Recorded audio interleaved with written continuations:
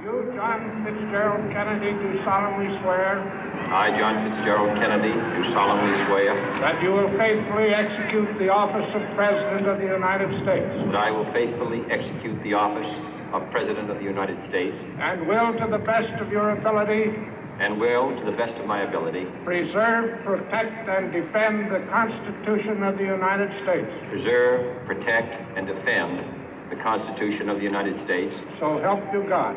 So help me God.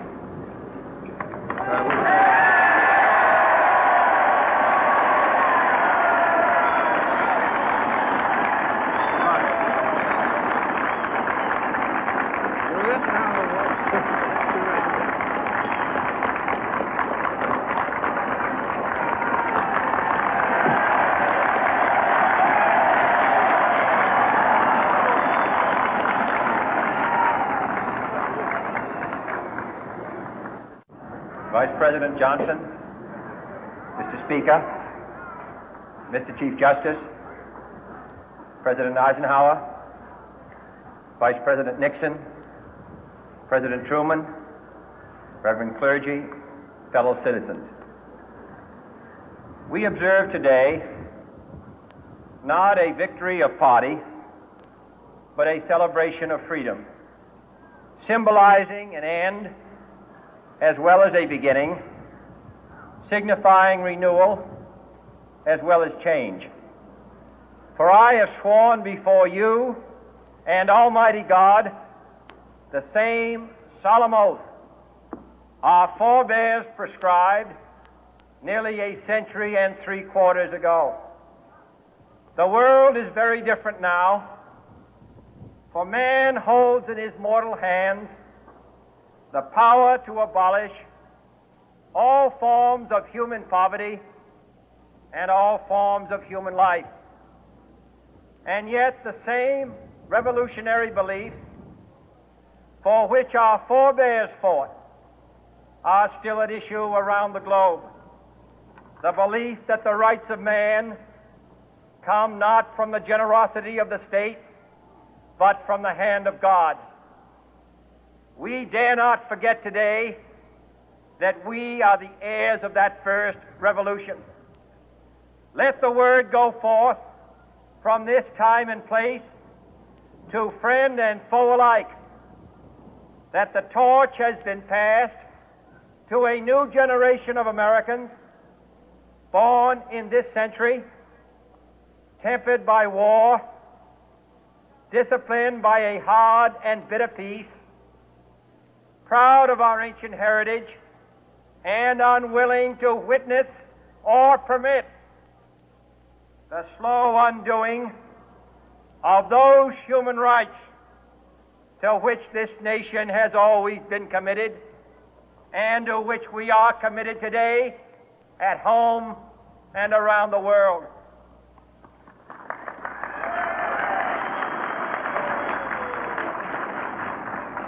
Let every nation know, whether it wishes us well or ill, that we shall pay any price, bear any burden, meet any hardship, support any friend, oppose any foe to assure the survival and the success of liberty.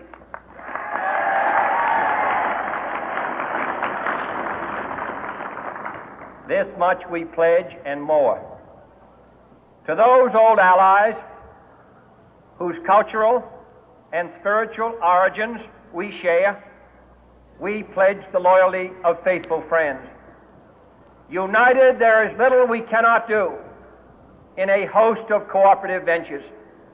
Divided, there is little we can do, for we dare not meet a powerful challenge at odds and split asunder. To those new states whom we welcome to the ranks of the free, we pledge our word that one form of colonial control shall not have passed away, merely to be replaced by a far more iron tyranny. We shall not always expect to find them supporting our view, but we shall always hope to find them strongly supporting their own freedom, and to remember that in the past, those who foolishly sought power by riding the back of the tiger ended up inside.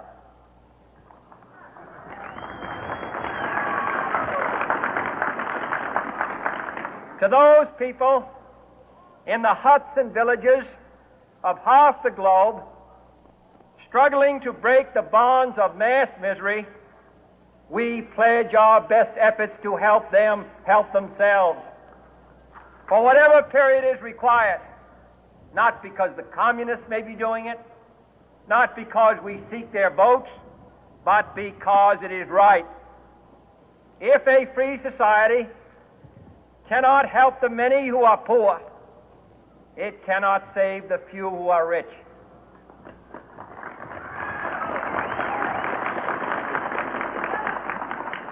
To our sister republics south of our border, we offer a special pledge to convert our good words into good deeds, in a new alliance for progress, to assist free men and free governments in casting off the chains of poverty.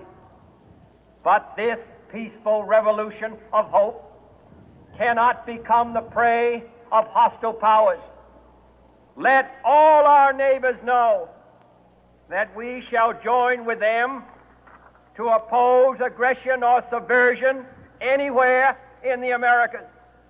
And let every other power know that this hemisphere intends to remain the master of its own house.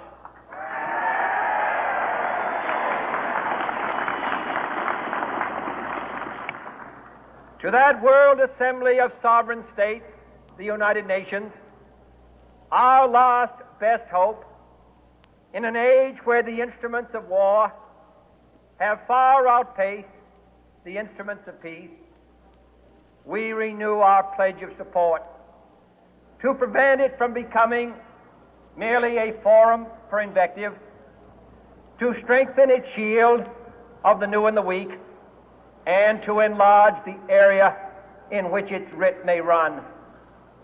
Finally, to those nations who would make themselves our adversary, we offer not a pledge, but a request that both sides begin anew the quest for peace.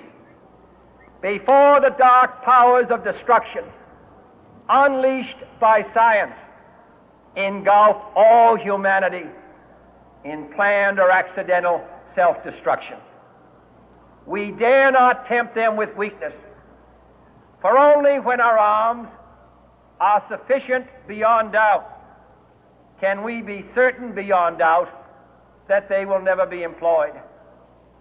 But neither can two great and powerful groups of nations take comfort from our present course, both sides overburdened by the cost of modern weapons, both rightly alarmed by the steady spread of the deadly atom, yet both racing to alter that uncertain balance of terror that stays the hand of mankind's final war.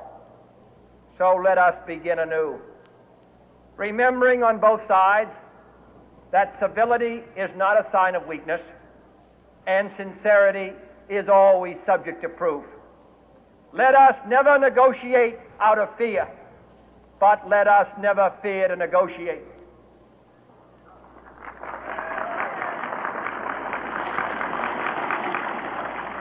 Let both sides explore what problems unite us, instead of belaboring those problems which divide us. Let both sides, for the first time, formulate serious and precise proposals for the inspection and control of arms, and bring the absolute power to destroy other nations under the absolute control of all nations.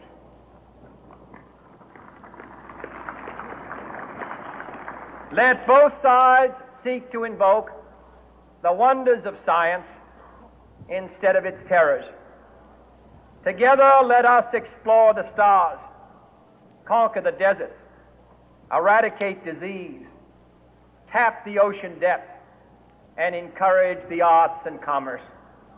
Let both sides unite to heed in all corners of the earth the command of Isaiah to undo the heavy burden and let the oppressed go free. And if a beachhead of cooperation may push back the jungle of suspicion, let both sides join in creating a new endeavor, not a new balance of power, but a new world of law, where the strong are just and the weak secure and the peace preserved. All this will not be finished in the first 100 days, nor will it be finished in the first